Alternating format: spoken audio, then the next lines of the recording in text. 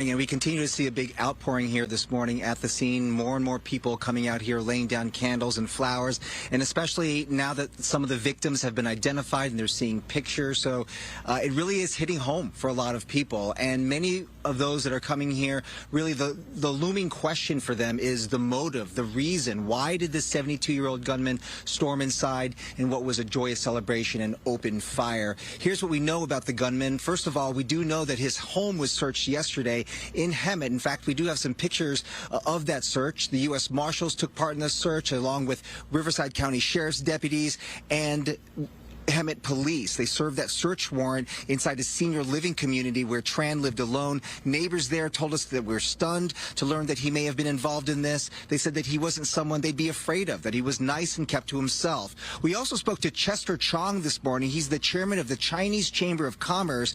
He's friends with the owner of the Star Ballroom. He said he didn't know the suspect personally, but talking to others in this community, he believes that the mass shooting could have stemmed from some sort of a domestic dispute. Listen.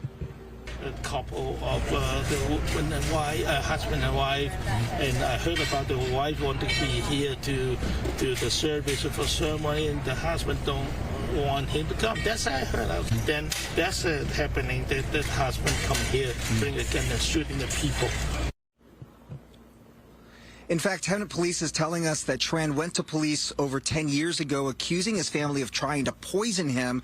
That was over 10 years ago, and he told police that he would bring in proof, and he never did. We're also being told the suspect was arrested for firearm possession in the early 90s, but they're telling us they don't know the circumstances of what that arrest might have been. So nothing official from authorities this morning, but what they're telling us is that nothing at this point is off the table, but there is a huge yearning for answers this morning amid all of the shock and the grief.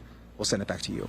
Yeah, I think that the community really wants some closure or a sense of, explanation in terms of the motive. So that would really help the community that's hurting so much out there. Thanks, Bob.